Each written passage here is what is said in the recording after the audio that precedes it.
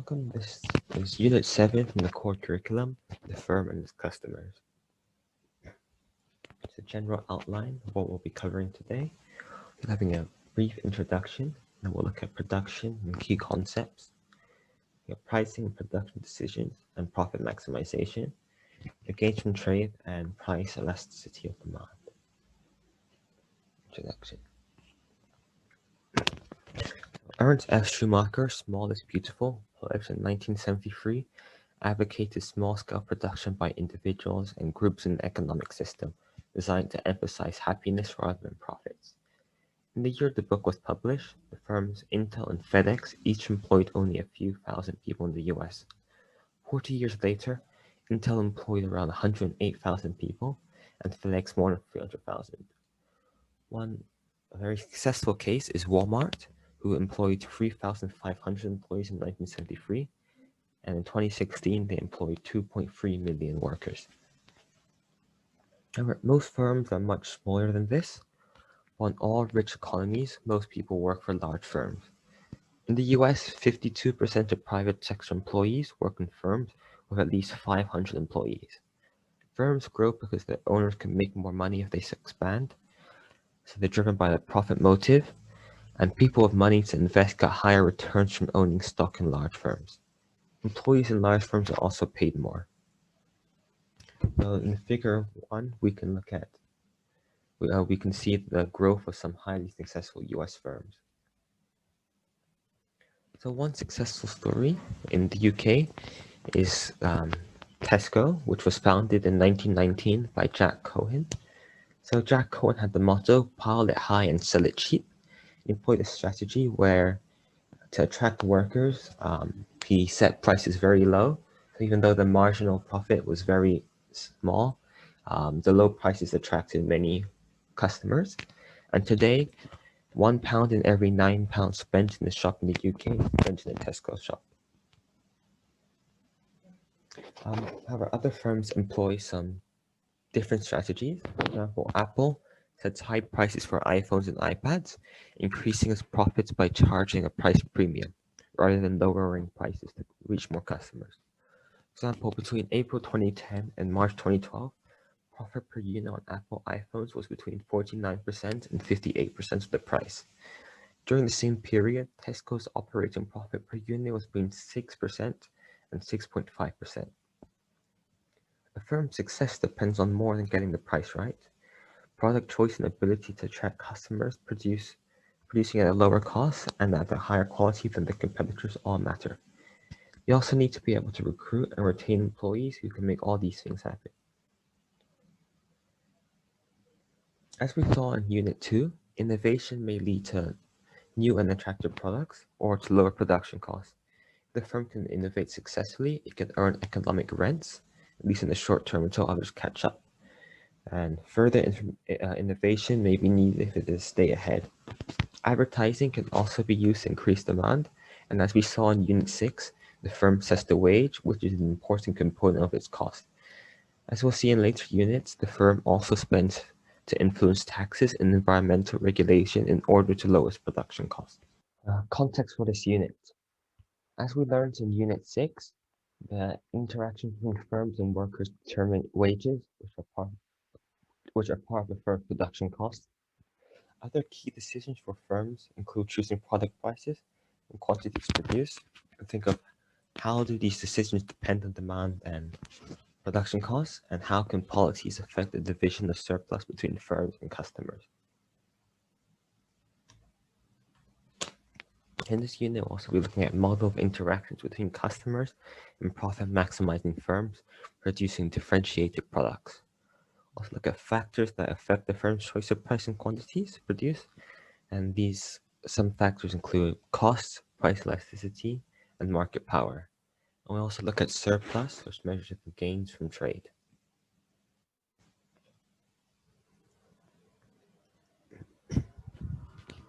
Okay, now we'll look at production and the key concepts. Describing production and economies of scale.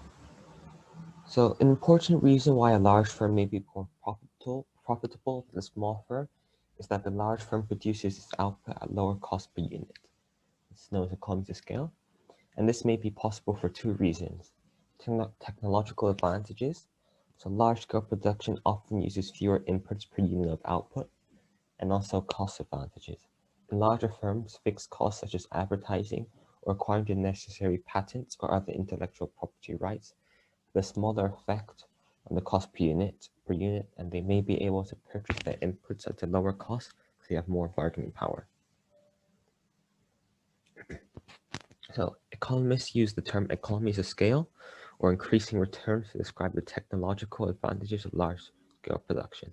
For example, if doubling the amount of every input the firm uses triples the firm's output, then the firm exhibits increasing returns. This is where it increases more than proportionally. Economies of scale may result from specialization within the firm, which allows employees to do the tasks they do best and minimizes training time by limiting the skill set that each worker needs. Economies of scale may also occur for purely engineering reasons. For example, transporting more of a liquid requires a larger pipe, but doubling the capacity of the pipe increases its diameter and the material necessary to construct it by much less than a factor of 2. But there are also built-in diseconomies of scale, decreasing returns. So think of a firm's owners, managers, work supervisors, and production workers. Suppose that each supervisor can direct 10 production workers, while each manager can direct 10 supervisors. If the firm employs 10 production workers, then the owner can do the management supervision. If it employs 100 production workers, it needs to add the layer of 10 supervisors. If it grows to 1,000 production workers, it will need to recruit another layer of management to supervise the first layer of supervisors. So increasing production workers requires more than a proportional increase in supervision and management. And the only way the firm can increase all inputs proportionally would be to reduce the intensity of supervision with associated loss in productivity. So this is economies of scale results from a firm growing too big. So look at economies of scale, examples of it. So as I covered, the cost advantages. So large firms have a greater bargaining power when negotiating with the suppliers, and this allows them to purchase inputs on more favorable terms. And there are also demand advantages, network effects, and these occur when people are more likely to buy a product or service if it already has a lot of users. For example, a software application is more useful when everybody is using a compatible version, and these demand-side benefits of scale are called network economies of scale. However, as I covered, large firms can also suffer from diseconomies of scale.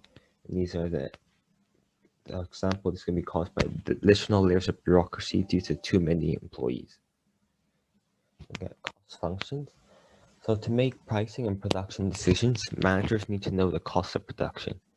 So cost functions show how total production costs vary with quantity produced. Okay, we'll be looking at average cost. So this is the average cost per unit produced. It's calculated the slope of the ray from the origin to a given point in the cost function, which you can see in the top panel. So in this example, you can see that average cost decrease at first, and this is when output rises above A, and the fixed cost is shared between more cars. And so the average cost falls, and at point B, the total cost is $136,000, and the average cost is 3,400. But later, as we move beyond B, where average cost is at its lowest point, the line to the origin gets gradually steeper again, and at D, the average cost is risen to $3,600. This may be caused by overtime or machine breakdown. And so it comes to calculating average cost. So say if the firm produces 20 cars per day, the average cost of a car is C0 divided by Q0, which is shown by the slope of the line from the origin to A. The average cost is now $80,000 divided by 20 units. So there's the average cost is equal to $4,000. And this is being plotted on the lower panel. Yeah, marginal cost now. So marginal cost is the effect on total cost of producing one additional unit of output. It is calculated with the slope of the cost function at a given point. And in this example, marginal costs increase with production. So the marginal cost is the cost of increasing output, for example, from 20 units to 21 units. This will increase the total cost by an amount that we call delta C, which is equal to $2,200. The triangle drawn at A shows that the marginal cost is equal to the slope of the cost function at that point. So marginal cost at the marginal cost at point A is being plotted, and the marginal cost at point D, where quantity is 60 units, the cost function is much steeper. So the marginal cost of producing an extra car is higher, and delta C equals $4,600. Comparatively, if we look at marginal cost at B, the curve is steeper than at A, but flatter than at D, and the marginal cost is $3,400. So when quantity is 20 units, the average cost is $4,000, but the marginal cost is only $2,000. So if 21 cars rather than 20 are produced, that will reduce the average cost. And the average cost is lower at quantity equals 21 units. The average cost slopes downwards when average cost is greater than marginal cost. At any point like A, where average cost is greater than marginal cost, the average cost will fall if one more car is produced. The average cost curve slopes downwards. The average cost curve slopes upwards when average cost is less than marginal cost. So at point D, where quantity is equal to 60 units, the average cost is $3,600, but the cost of producing the 61st car is $4,600. So the average cost of a car will rise if 61 cars are produced. When average cost is less than marginal cost, the average cost slopes upwards. So when average cost equals to marginal cost at point B, this is where the average cost is lowest and the average and marginal costs are equal. The two curves cross, and the average cost curve doesn't slope up or down, and the gradient is 0.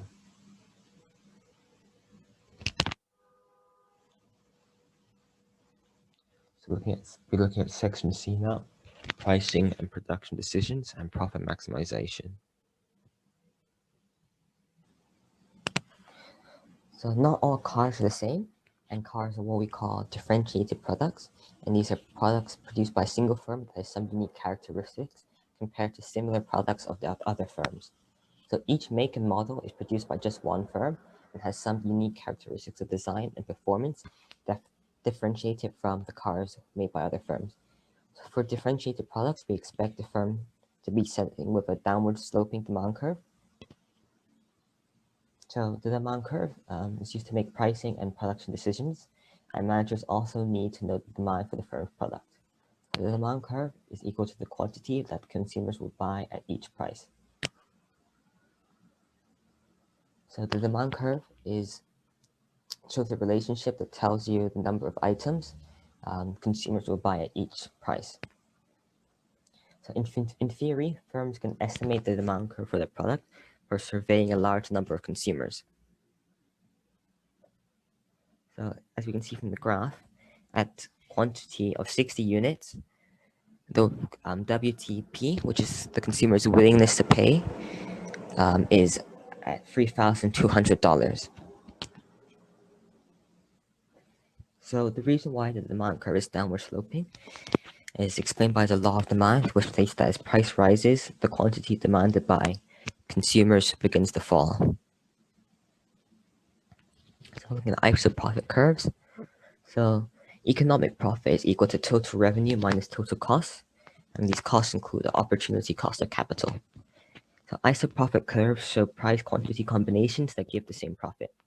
The shape of a firm's cost function affects the shape of their isoprofit curves. So economic profit is the additional profit above the minimum return required by shareholders. And equivalently, profit is the number of units of output multiplied by the profit per unit, which is the difference between the price and the average cost. So the equation for profit is defined as Q multiplied by difference between prices and average costs. And from this equation, you can see that the shape of the isoprofit curve will depend on the shape of the average cost curve. So isoprofit curves slope downwards at points where price is greater than marginal cost, and isoprofit curves slope upwards at points where price is less than marginal cost. And the difference between the price and the marginal cost is called the profit margin. So the darker blue curve at the top shows the combinations of P and Q giving higher levels of profit. So points G and K give the same profit. So at G, where the firm makes 23 cars, the price is $6,820, and the average cost is $3,777. The firm makes a profit of $3,043 on each car, and its total profit is $70,000. So higher prices, the higher profit is higher. So profit is higher when the curve is closer to the top right corner in the diagram. And point H has the same quantity as K. So the average cost is the same, but the price is higher at H. So looking at profit maximization. So as we look at profit maximization, so we covered in unit 3. The firm's constraint optimization problem is analogous to consumers. So the demand curve is the feasible frontier of the firms, and slope is the marginal rate of transformation, MRT, of lower prices into greater quantities sold. And isoprofit curve is the indifference curve, and slope is the marginal rate of substitution, MRS, in profit creation between selling more and charging more. At point E, the profit maximizing point, MRT is equal to MRS. So the marginal revenue in the top panel at A is the difference between the areas of the two rectangles, MR, which is equal to $6,320. Marginal revenue when quantity is 20 units. Price is $6,400 is 4,880. So we'll be looking at the gains from trade in section D. So if you recall from unit 5, when people engage voluntarily in economic interaction, they do so because it makes them better off, and they can attain a surplus called economic rent. The total surplus for the parties involved is a measure of the gains from trade. We can analyze the outcome of the economic interactions between consumers and the firm, just as we did for Angela and Bruno in Unit 5. We judge the total surplus and the way it is shared in terms of Pareto efficiency and fairness. So, measuring surplus. So, the consumer surplus, GS, is the total difference between willingness to pay and the purchase price, and it is shown by the lower triangle, enclosed by the point P0, F, and where the curve touches the y-axis. And then there's the producer surplus, PS. This is the total difference between revenue and marginal cost. And this is shown by the upper triangle enclosed by the enclosed with the points P0, F, and where the demand curve touches the y-axis. So profit is equal to the producer surplus minus the fixed cost. And the total surplus is equal to the consumer surplus plus the producer surplus. And this is the total gains from trade. You can see because the firm is choosing to produce it, so the total surplus will be higher at the Pareto efficient point F than at point E, and consumer surplus will be higher because those who are willing to buy at the higher price would benefit from the lower price, and additional consumers would also be able to obtain a surplus. But the firm will not choose F because producer surplus is lower there, and you can see on the isoprofit curve, this one, the isoprofit curve. So since the firm chooses to produce a point E, there's a loss of potential surplus known as the deadweight loss. And on the diagram is the triangular area between quantity equal to 32, the demand curve, and the marginal cost curve.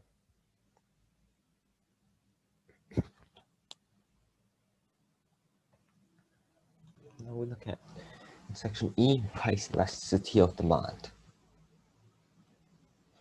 So the price elasticity of demand is a measure of the responsiveness of consumers to a price change, and is defined as the percentage change in demand that would occur in response to a 1% increase in price. For example, suppose that the price of a product increases by 10%, we observe a 5% fall in the quantity sold, then we calculate the elasticity as follows. This is by negative value of percentage change in demand over the percentage change in price. And so in this example, the price elasticity of demand would be 0.5. So the price elasticity of demand is related to the slope of the demand curve. If the demand curve is quite flat, the quantity changes a lot in response to a change in price, so the elasticity is high.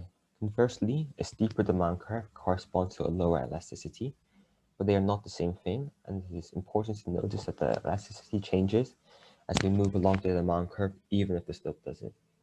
So a firm's pricing decision depends on the slope of the demand curve, and the marginal revenue is always positive when demand is elastic. We say that demand is elastic if the elasticity is higher than 1, and inelastic if it is less than 1. On the table on the slide, the marginal revenue is positive at points where demand is elastic and negative where it is inelastic. This happens because when demand is highly elastic, price will only fall a little if the firm increases its quantity. So by producing one extra car, the firm will gain revenue on the extra car without losing much on the other cars, and total revenue will rise. In other words, when marginal revenue is greater than 0, conversely, if demand is inelastic, the firm could not increase quantity without a big drop in price. So marginal revenue is less than 0. Price elasticity and profits. A firm's markup or the profit margin as a proportion of the price is inversely proportional to price elasticity of demand. So in the elastic demand diagram, you see a situation of highly elastic demand.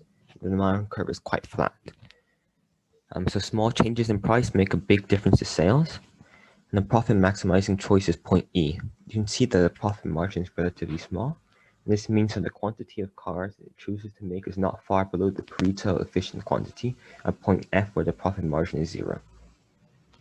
The inelastic demand diagram on the right shows the situation where demand is less elastic for the product and the demand curve is very steep. As you can see, the profit margin is quite high and the quantity is low. So when the price is raised, many consumers are still willing to pay. The firm maximizes profits by exploiting the situation and obtaining a higher share of the surplus. But the result is that fewer cars are sold and the unexploited gains from trade, shown by the deadweight loss, are high.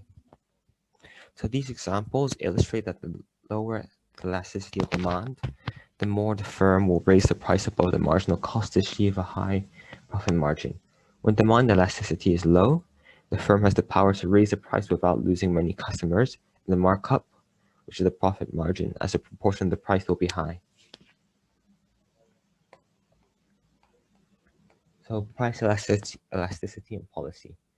The effect of good-specific taxes depends on the elasticity of demand for those goods. Governments raise more tax revenue by leaving taxes on price and elastic goods. Several countries, such as Denmark and France, have introduced taxes on unhealthy foods to reduce consumption, but not to raise revenue. So if the government has the aim to increase their tax revenue, it is best that they choose a tax good with inelastic demand, as the firms can put a lot of the burden onto the consumers without there being a significant decrease in the quantity supplied and demanded. And if demand is highly elastic, a tax will cause a large reduction in sales, and this can be used in situations with tobacco, for example, where the government wants to discourage smoking because it is harmful to our health. As you can see in the table, demand curve for lower calorie milk, category 31, is the most price responsive. If the price is increased by 10%, the quantity purchased will fall by 19.72%. Demand for snacks and candy is also quite inelastic, which suggests that it may be difficult to deter customers from buying them.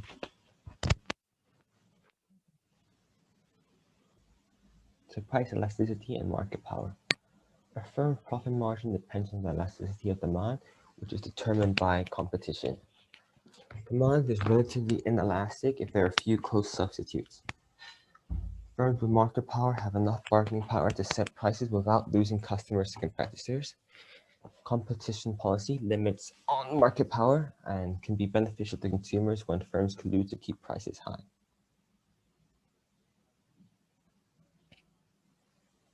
So, the French economist Augustin Corneau referred to this case as a monopoly, and then in a monopolized market, there's only one seller.